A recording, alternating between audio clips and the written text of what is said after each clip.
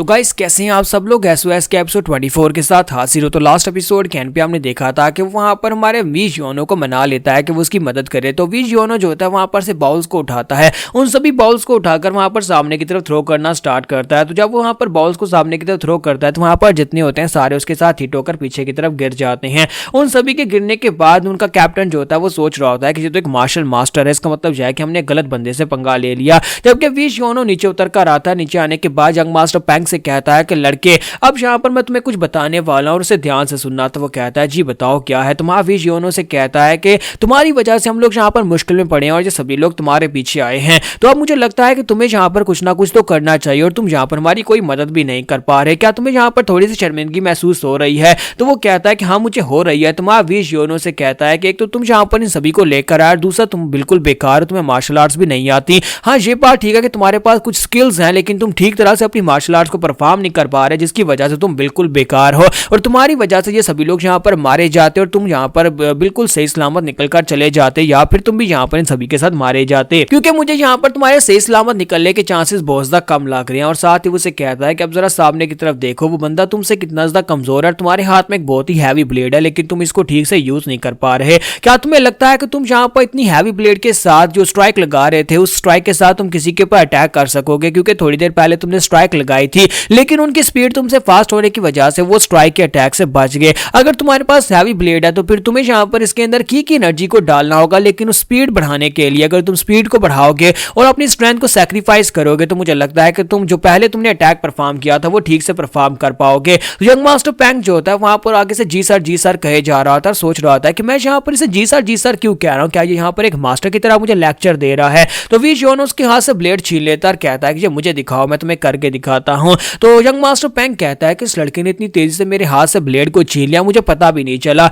और साथ ही हमारा वी जियोनो जो होता है सामने की तरफ स्ट्राइक लगाता है और कहता है कि जब तूने पहली स्ट्राइक लगाई थी वो बिल्कुल ऐसी थी, यानी कि इसके अंदर स्ट्रेंथ तो काफी ज्यादा थी लेकिन वो अटैक बहुत ज्यादा स्लो था और अपोनेंट बड़ी आसानी से उस अटैक को अवॉइड कर सकता था। फिर साथ ही हमारा पैंग जूसियोंग जो होता है वहां पर सोच रहा था कि हाँ बिल्कुल ऐसा ही था, लेकिन इसने मेरे अटैक को कॉपी कैसे कर लिया? मैंने सिर्फ एक ही बार इसके सामने अपने अटैक को परफॉर्म किया और इसने यहाँ पर मेरे अटैक को पूरी तरह से कॉपी कर लिया है। तो वी जियोनो से कहता है कि तुम्हारा ध्यान कहां पर, अब यहाँ पर गौर से देखो, तुम्हें बस अपनी स्ट्रेंथ को थोड़ा सा कम करना है। ब्लेड के अंदर स्ट्रेंथ को कम डालो और स्पीड के अंदर स्ट्रेंथ को ज्यादा डालो ताकि तुम स्पीड के साथ स्ट्राइक्स लगा सको। तो यंग मास्टर पैंग उसे कहता है कि ठीक है मुझे समझ आ गई कि मुझे क्या करना है। तुम्हारा यूसियोंग उसे कहता है कि नहीं अभी तुम्हें ठीक तरह से समझ नहीं आई, मैं तुम्हें दिखाता हूं। और साथ ही वो सामने की तरफ तेजी के साथ स्ट्राइक्स लगाता है, कहता है कि अब तुम्हें समझ आए कि यहाँ पर किस तरह तेजी से स्ट्राइक लगाते हैं, अब जल्दी से इस ब्लेड को पकड़ो और करके दिखाओ। तो वो कहता है कि हाँ ठीक है मास्टर मैं करके दिखाता हूँ। और इसी के साथ ग्रीन कैप्टन उसके सामने खड़ा होता है, सोच रहा होता है क्या ये मेरे ऊपर एक्सपेरिमेंट्स कर रहे हैं। तो इसी के साथ ही यंग मास्टर पैंग जो होता है अपनी आंखें बंद करता है और कहता है कि मैं ये कर सकता हूँ, जिस तरह से इसने मुझे बताया मैं बिल्कुल वैसे ही कर सकता हूँ।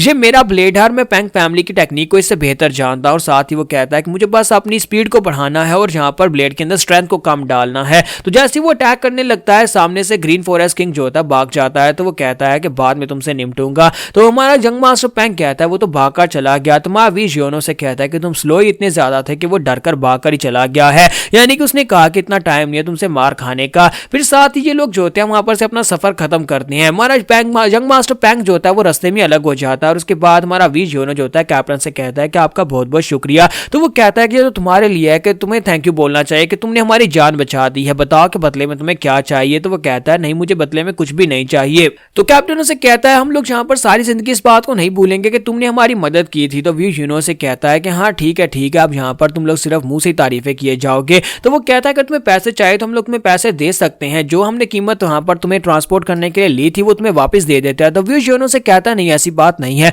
अगर मुझे पैसे चाहिए होते तो मैं यंग मास्टर पैंग से ले सकता था, क्योंकि एक बड़ी फैमिली का यंग मास्टर है तो मुझे काफी अच्छी खासी रकम दे सकता था, लेकिन इसके बावजूद मैंने ऐसा नहीं किया क्योंकि मैं इतना बुरा इंसान नहीं हूं। अब जल्दी से यहाँ पर से चले जाओ ताकि मैं भी यहाँ पर से अपने रास्ते जा सकूं। तो कैप्टन उसे कहता है कि चलो ये तो अच्छी बात है। फिर साथ ही उसे कहता है कि अब ठीक है तुम यहाँ पर से जाओ और मुझे लगता है कि तुम अपने मकसद को पूरा कर सको। वी जियोनो से कहता है लेकिन ग्रीन फॉरेस्ट के लोगों से जरा बच कर रहना। तो कैप्टन उसे कहता है कि आपको उनके लिए परेशान होने की जरूरत नहीं है, यहाँ पर हमारी 5 ग्रेट क्लैंस जो है यानी यंग मास्टर पैंग की फैमिली जो कि ग्रेट 5 क्लैंस में से एक है, वो लोग यहाँ पर उनसे निमट लेंगे क्योंकि अब उन्हें पता है कि ग्रीन फॉरेस्ट के लोगों ने हमारे ऊपर अटैक किया था, इसी वजह से अब हमें उनसे परेशान होने की जरूरत नहीं है। तो वी जियोनो कहता है तो फिर ठीक है दोबारा तुमसे नहीं मिलूंगा और साथ ही वो चल पड़ता है। जबकि कैप्टन कहता है कि हाँ क्यों नहीं, तुम्हें ऐसा लगता है कि हम दोबारा नहीं मिलेंगे मिलेंगे लेकिन हम लोग दोबारा जरूर मिलेंगे। तुम्हारा विश योनो जो होता है वहां पर सिटी के अंदर एंटर हो जाता है। तो जब वो अंदर चला जाता है तो उसी के साथ ही वो कहता है कि फाइनली मैं यहाँ पर आ चुका हूँ। मेरे मास्टर ने मुझे कहा था कि मुझे नेचर्स हैंड मैनर में जाना है और वहां पर जाकर एक डॉक्टर से मिलना है जो कि मुझे यहाँ पर मेडिसिन के बारे में सिखा सकता है। यहीं पर से नेक्स्ट सीन जो होता है गोंगडंग वीकलैंड का दिखाया जाता है, जहां पर फादर कहता है कि 5 साल पूरे हो चुके हैं और अभी तक यहाँ पर हमारे बेटे की कोई खबर नहीं है।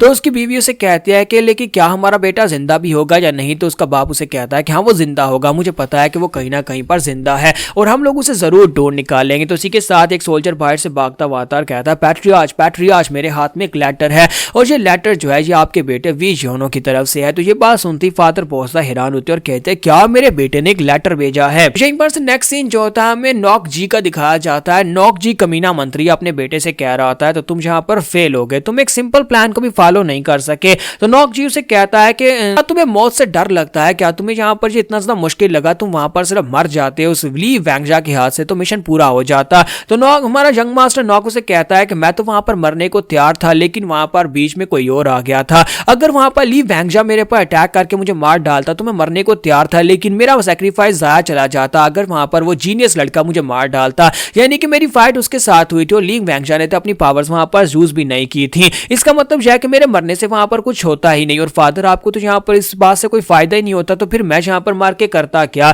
तो फादर उसे कहता है कि तुम वाकई में एक बहुत ही बेकार इंसान हो, क्या तुम्हें पता है कि तुमसे ज्यादा कीमती तो कुत्ते होते हैं जो कि अपने मालिक के लिए कम से कम बाहर से हड्डी तो उठाकर ले आते और तुम मेरे लिए एक हड्डी भी उठाकर नहीं ला सकते। तो नॉक उसे कहता है कि फादर प्लीज मुझे माफ कर दीजिएगा और इसी के साथ उसे कहता है अब दफा हो जाओ, अपनी शक्ल मुझे मत दिखाना। तो वो कहता है जी फादर। फिर साथ उसे कहता है अगली बार अगर मैं यहाँ पर तुम्हें कोई मिशन दूं तो उस मिशन को पूरी तरह से पूरा करना वरना तुम्हारे जैसे एक मोटे पिग को मैं स्ट्यू बना दूंगा, यानी कि तुम्हें पॉट के अंदर डालकर तुम्हारा मैं सूप बना दूंगा। तो मोटू जो होता है वहां पर से चुपचाप बाहर निकल आता है और बाहर निकलने के बाद उसे गाली दे रहा होता है, कहता है कमीना कहीं का, इसे तो यहाँ पर किसी बात का डर नहीं है लेकिन एक दिन मैं इसे जरूर सबक सिखाऊंगा। और इसी के साथ एक शैडो सोल्जर वहां से निकलता और कहता है मास्टर हमें यहाँ पर इस बंदे की जरूरत है और फिलहाल के लिए आप यहाँ पर इसको कुछ भी नहीं कर सकते, जब तक हमारा मकसद पूरा नहीं होता इस कमीने को जिंदा रखना होगा। तो मोटू से कहता है कि तुम यहाँ पर क्या कोई न्यूज लेकर आया। तो वो कहता है जी मैं यहाँ पर न्यूज लेकर आया हूँ, हमारे मास्टर की तरफ से ऑर्डर्स है कि इस कमीने नॉक जी को जिंदा रखा जाए क्योंकि बहुत सारे मंत्रियों में इसकी काफी ज्यादा चलती है और सभी लोग इससे डरते हैं, उन्हें लगता है कि इसके पीछे किसी बहुत ही पावरफुल का हाथ है।